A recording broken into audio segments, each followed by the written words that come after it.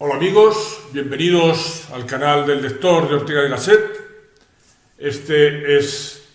Va a ser el segundo vídeo que dedicamos al personaje Arthur Schopenhauer, filósofo y de vida atribulada.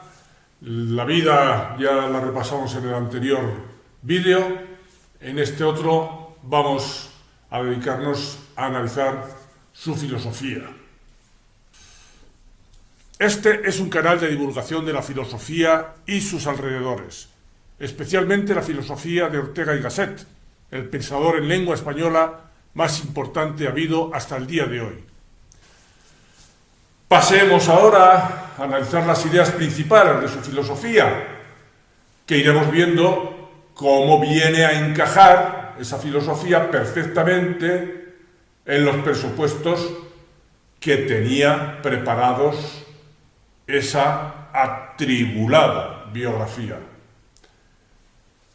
Schopenhauer se jactaba de ser el heredero directo y único del más importante filósofo occidental desde Platón, a saber, Immanuel Kant. Asimismo, se sintió muy vinculado a la doctrina del hinduismo budista. Tenía precisamente en su cuarto de estudio una estatua de Buda junto a la de Kant. En sentido contrario, despreciaba enormemente a los filósofos más señeros de la época, como Hegel o Fichte, cuyo estilo, que consideraba deliberadamente oscuro e intelectualmente deshonesto, aborrecía. Kant distinguía en la realidad entre los fenómenos y el noúmeno. Los fenómenos constituyen el mundo tal como lo percibimos, organizado y construido, pues, por nuestro sistema perceptivo, gracias a nuestras formas a priori del conocimiento, es decir, anteriores a la experiencia. El mundo fenoménico es, en suma, el mundo convencional. Mientras tanto, el noúmeno es el mundo en sí, antes de que lo organicemos y asimilemos a nuestra percepción. Y que, si lo desligáramos de las construcciones y organizaciones que realiza nuestra mente, aparecería a nuestros ojos, dice Kant, como un caos de sensaciones. El mundo convencional, en el que nos desenvolvemos habitualmente y en el que se incluyen el tiempo, el espacio y la causalidad, no tiene, pues, existencia por sí mismo, sino que es una representación, una construcción que hacemos con nuestra mente, dice Kant. Bien, pues Schopenhauer traslada este esquema kantiano a sus propios conceptos. El auténtico fundamento del mundo, dice, es la voluntad, con mayúscula, a la cual podemos acceder intuitivamente a través de nuestra propia voluntad, con minúscula, que es simplemente un caso de manifestación de aquella otra voluntad. Esa voluntad, con mayúscula, es irracional, ciega, no tiene objetivo alguno y constituye la esencia de todas las cosas, las cuales son mera objetivación de aquella fuerza elemental. Ese impulso ciego obliga al hombre a desear cosas que le parecen agradables, pero que a la postre no hacen sino aumentar la insatisfacción porque su deseo se muestra finalmente como insaciable. De ahí que Schopenhauer escriba en su ensayo El amor, las mujeres y la muerte, que la vida del hombre oscila como un péndulo entre el dolor y el hastío. Paremos un poco el ritmo de la exposición y detengámonos para intentar entender qué es esto de la voluntad de Schopenhauer, porque él dice que es el fundamento de todas las cosas, que existen gracias a ella, gracias a esa voluntad, y de la cual su ramal principal es la voluntad de vivir, que a su vez es la causa de todos los sufrimientos y penalidades que acontecen, los cuales solo podemos evitar anulando esa voluntad de vivir, para precisamente reintegrarnos de esa manera en la voluntad, con mayúscula, lo cual equivaldría a acceder al nirvana de los hindúes, es decir, a la reintegración en el todo, que para acabar de liarla resulta que equivale a la nada. Un poco lioso, ¿no? Intentaremos descifrar lo que Schopenhauer quiere decir. En el principio era la nada. Allí todo era paz, armonía y ausencia de perturbaciones, claro. Pero entonces ocurrió el mayor error posible, lo inexplicable, la operación que hizo surgir el mundo de la nada. Adiós paz, adiós armonía y adiós tranquilidad. Desde entonces, igual que ocurre con el recién nacido que trata de volver atrás a la muerte que le precedió a través del sucedáneo del sueño, el universo, arrepentido también de haber asomado a la existencia, quiso, por su parte, volver atrás.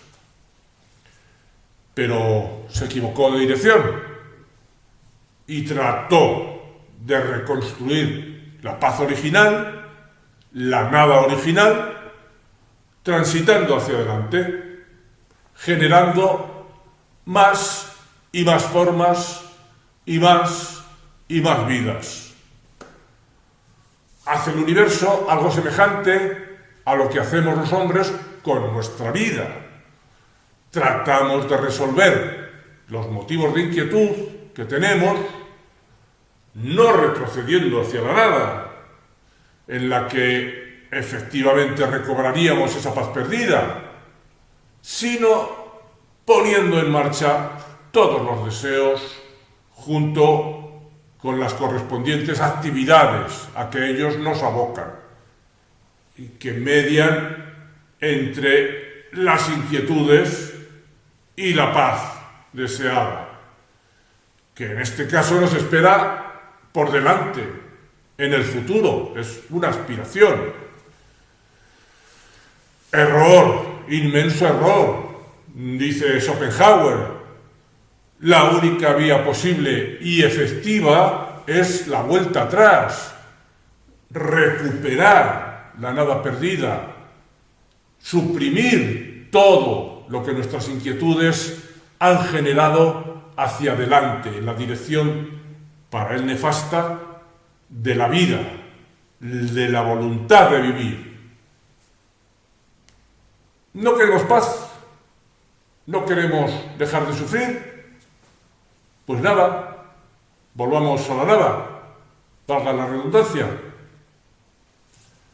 La voluntad de Schopenhauer da pues a dos vertientes.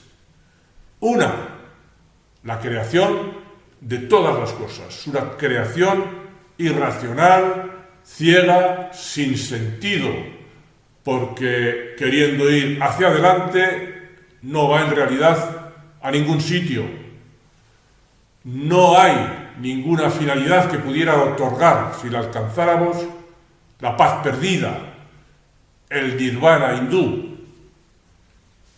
La otra vertiente es la reintegración de todas esas cosas que marchan erráticamente, sin destino apaciguador posible, a través de todo el universo, en la voluntad original, esa que linda con la nada, pero a la cual se debe todo. Esa voluntad, suprimidas las formas, suprimidas las individualidades y suprimida toda clase de vida, nos devolvería por fin a la ansiada nada. Ansiada, maticemos, por Schopenhauer y por Buda. No todos estamos por la labor. La voluntad se plasma en toda la naturaleza orgánica e inorgánica, en la fuerza gravitatoria, en las reacciones químicas, en la atracción de los imanes, en el instinto animal y, por fin, en el hombre, el cual adquiere conciencia de su querer y de aquello que quiere, que no es otra cosa que este mundo.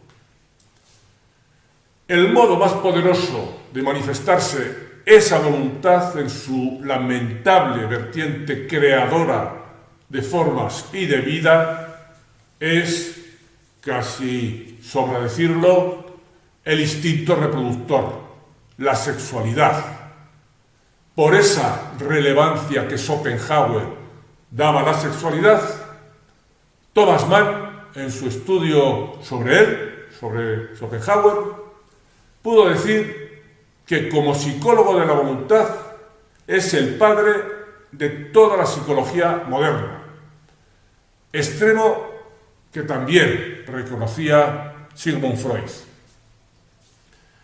Para entender la manera en que Schopenhauer concebía el papel de la sexualidad, podemos empezar por detectar en la relación sexual una manera sucedánea, y habría que pensar que en esa medida, para él, para Schopenhauer, equivocada, de, por parte del hombre, intentar regresar vía vaginal al útero que un día se abandonó para venir a parar a este valle de lágrimas que es la vida. Y por parte de la mujer, identificándose también sucedánеamente con el útero del que asimismo una vez se salió para también incorporarse, lamentablemente, a la vida. Este argumento no es estrictamente de Schopenhauer, pero vale para explicar lo que quiere decir. Bueno, pues la relación sexual vendría a ser así una forma, digamos que simbólica, y para Schopenhauer equivocada, mal encaminada, de tratar de regresar a la ansiada nada, que antecede al nacimiento y a la vida. La manera de ver la sexualidad por parte de Schopenhauer, aunque impregnada, como estamos constatando, por el pesimismo vital, no deja de tener consistencia. En su obra maestra, El mundo como voluntad y representación, que publicó en 1818, cuando solo contaba 30 años, dice de la sexualidad que es, abro comillas, la meta última de casi todos los esfuerzos humanos. Y confirmando su nefasto papel, sigue diciendo que la sexualidad tienen una influencia desfavorable sobre los asuntos más importantes. Interrumpe a cada momento las más serias ocupaciones y a veces lleva a la perplejidad incluso a los más grandes espíritus. Todos los días urde y trama las más complicadas peleas y disputas, destruye las más valiosas relaciones y rompe los lazos más fuertes. Y efectivamente, si atendemos a la vertiente negativa del instinto sexual, ¿quién puede negar su fuerza y que puede llegar a distraernos de las más importantes ocupaciones? O que, salvo si se pone en práctica una gran fuerza de voluntad, es capaz de hacer caer en la tentación de la infidelidad y romper así las que parecían consolidadas relaciones de pareja, o romper también las relaciones de amistad, o asimismo es capaz la sexualidad de provocar comportamientos pasionales catastróficos. Schopenhauer admite haber tenido un impulso sexual muy poderoso, incluso en la infancia, lo cual le producía infinitos sufrimientos. Desdeñaba en algún sentido los placeres también que le producía. Aún así, consideraba la infancia como una edad feliz precisamente porque entonces la actividad del instinto sexual no ha aparecido apenas. Dice también en El mundo como voluntad y representación, precisamente debido a que la terrible actividad de este sistema todavía está dormida, mientras que la del cerebro ya tiene su energía, la infancia es la época de la inocencia y la felicidad, el paraíso de la vida, el Edén perdido al que volvemos la vista durante todo el curso restante de nuestra vida.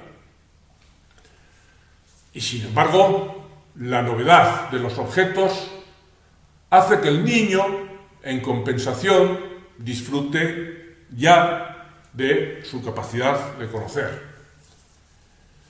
El caso es que Schopenhauer se dejó arrastrar también por la fuerza del instinto sexual durante toda su vida adulta. Y considerando todo esto, se sintió feliz con el debilitamiento de su impulso sexual cuando iba envejeciendo.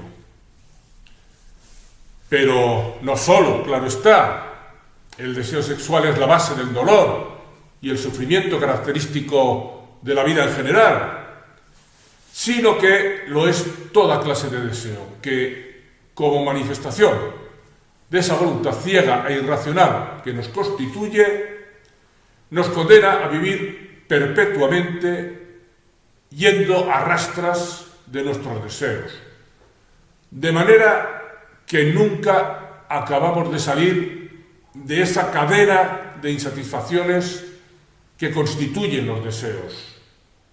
El primero de todos, la voluntad de vivir, que se van sucediendo sin acabar de resolverse y dejarnos en paz. En sintonía con el budismo, Schopenhauer entendió, pues, que la vida se desarrolla como sufrimiento, en la medida en que la voluntad de la que hemos surgido nos empuja al deseo permanente e insaciable, a lo cual solo se puede, sin embargo, poner fin aniquilando la individualidad en la que se sustenta la ilusoria representación del mundo que tenemos y, asimismo, los deseos. Aniquilando la individualidad y los deseos. El hombre se aprehende, pues, en su estrato más profundo como voluntad de vivir, de la misma manera que cada cosa en el mundo se manifiesta a través de ese error cósmico, o, según el budismo, trastorno inexplicable del eterno reposo del nirvana, del trastorno del nirvana, que es ese error cósmico, ese afán o voluntad de ser. Una vez culminado ese proceso que, regresando de toda la dispersión e individualidades, conduce a la integración, a la reintegración en la voluntad unitaria, se llega a la supresión del dolor de vivir, dice Schopenhauer. Supresión que no es sino la negación consciente de la voluntad de vivir. La voluntad de vivir, consiste en un perpetuo deseo de satisfacer apetitos vitales, lo cual habrá de superarse pues a través de la resignación, el ascetismo y el aniquilamiento, el autoaniquilamiento, para llegar así a la pura inmersión en la nada, que equivale a la noción budista del nirvana, en donde cada ser vuelve finalmente a la identificación con el todo y, por tanto, a la supresión de la individualidad. Cuando se llega a esa supresión de la individualidad, se alcanza la paz completa y definitiva. Este es el camino que conduce a la reintegración en la voluntad, es decir, en la nada, que pasa por la anulación de la voluntad de vivir, la cual es el origen de todo mal y de todo dolor, y que no tiene ningún sentido, ninguna finalidad. Cualquier sentido, cualquier finalidad, no es más que una quimera inventada por el hombre. La vida humana, en fin, es tan inútil como la vida del mundo, concluye Schopenhauer. Así pues, y en congruencia con lo que había sido su personal manera de estar en el mundo, Schopenhauer tenía una muy mala opinión de la vida. De lo que no tenía mala opinión, sin embargo, y como se podría esperar, era de la muerte. Es probablemente el filósofo moderno que más habló de ella. De ella, de la muerte, decía, para empezar, también en el mundo como voluntad y representación, que era el genio real inspirador de la filosofía. En efecto, decía, sin la muerte difícilmente habría habido ninguna filosofía. Consideraba la muerte como la cura de la vida, una expiación del delito de haber nacido. Encontró confirmación a estas ideas en los Upanishads, los libros sagrados hinduistas, y en la doctrina de la extinción o el nirvana, por lo cual Schopenhauer abogaba, especialmente para hombres como él, cuyos elevados poderes intelectuales les hacían susceptibles de un sufrimiento mucho mayor, creía él, que a los hombres ordinarios. Escribió: la vida debe considerarse un préstamo recibido de la muerte, y el sueño es el interés diario de ese préstamo.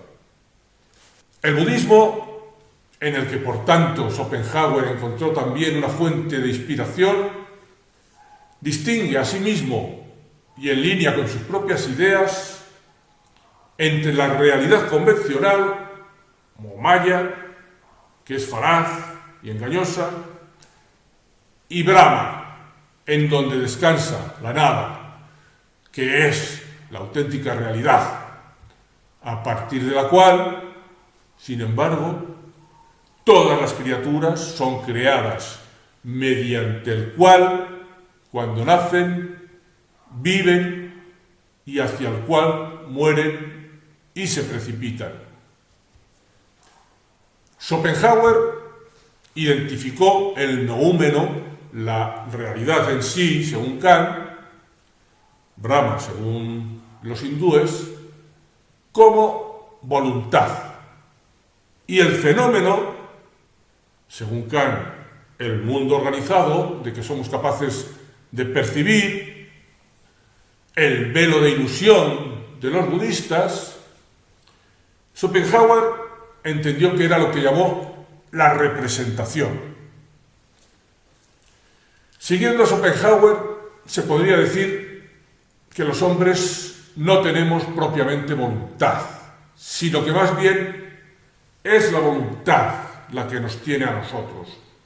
Más o menos como el inconsciente de Freud dirige nuestra conducta por encima de la conciencia, la cual conciencia equivaldría a la representación de Schopenhauer. Este entendió asimismo que había una forma de amortiguar el dolor, de vivir, gracias al arte, a través del cual se puede acceder desde lo particular e individual hacia lo universal, y que por tanto está más cercano a la voluntad original, a la cual propone regresar. Especialmente la música sería para él la forma más elevada del arte, verdadero lenguaje universal que comprende todo el mundo, dice, y que trasciende toda forma particular, porque no necesita apariencia mundana, apariencia formal. La música fue esencial para él a lo largo de toda su vida. Decía que era capaz de reproducir todas las emociones de nuestro ser más íntimo, pero careciendo totalmente de realidad y lejos de todo dolor, puesto que se halla más allá de toda representación espacial. Schopenhauer veneraba a Mozart, Beethoven y sobre todo a Rossini. Schopenhauer se creía a sí mismo un genio, y puede que efectivamente lo fuera. Decía de nuevo en su libro El mundo como voluntad y representación que el genio tiene un espíritu sumamente inquieto. La razón es que el presente no llena sus conciencias. Esto produce en ellos, en los genios, esa naturaleza intranquila, desasosegada, esa constante búsqueda de nuevos objetos de contemplación y, por tanto, ese anhelo casi nunca satisfecho por encontrar hombres de naturaleza y estatura semejantes a los que poder abrir sus corazones. Decía asimismo que rara vez encontramos el gran genio unido con la racionalidad preeminente. Por el contrario, los hombres geniales están a menudo sujetos a violentas emociones y pasiones irracionales, no debido a la debilidad de su facultad de la razón, sino a la vehemencia de su voluntad. La influencia de Schopenhauer fue enorme en autores como Nietzsche, Wittgenstein o Marcel Proust. El compositor Wagner, con el que se trató, también tradujo su filosofía a términos musicales. Y Tolstoy dijo de Schopenhauer que era el más genial de todos los hombres. Todo lo cual no obsta para que su genialidad se haya empleado en esa justificación de su manera de estar en el mundo, que fue su filosofía. Hasta aquí este vídeo sobre el pesimista Schopenhauer. Hasta otro vídeo, amigos.